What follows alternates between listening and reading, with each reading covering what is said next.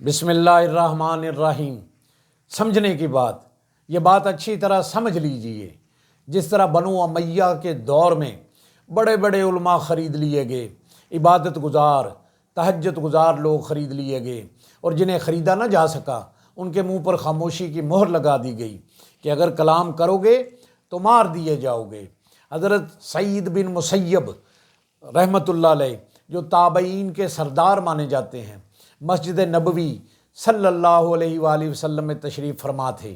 ایک شخص نے ان سے ایک مسئلہ پوچھا، آپ نے جواب دے دیا۔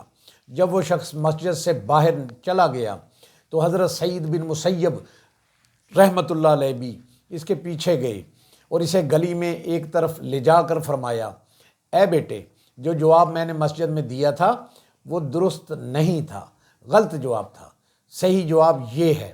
وہ شخص حیران ہو کر بولا، حضرت، آپ جیسا بڑا عالم، آپ جیسی عظیم شخصیت مسجد میں بیٹھ کر غلط بات کہہ سکتی ہے؟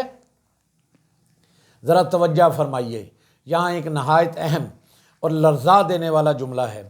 حضرت سعید بن مسیب نے فرمایا، وہاں بنو امیہ کے جاسوس بیٹھے ہوئے تھے اور میرا جواب بنو امیہ کے خلاف تھا۔ اگر میں تمہیں درست جواب دے دیتا تو وہ وہیں پر میری گردن اڑا دیتے۔ اس شخص نے کہا، جناب، کیا آپ جیسے علماء بھی موت سے ڈرتے ہیں؟ حضرت سعید بن مسیب نے جواب دیا، میں موت سے نہیں ڈرتا، مجھے اس وقت سے ڈر لگتا ہے جب تمہیں تنہائی میں بھی سچ بتانے والا کوئی نہ رہے گا۔ یہ واقعہ صرف تاریخ کا باب نہیں، یہ ہر دور کے لیے ایک انتباہ ہے، اور افسوس کے ساتھ کہنا پڑتا ہے کہ آج ہم بھی بڑی تیزی سے اسی سمت بڑھ رہے ہیں۔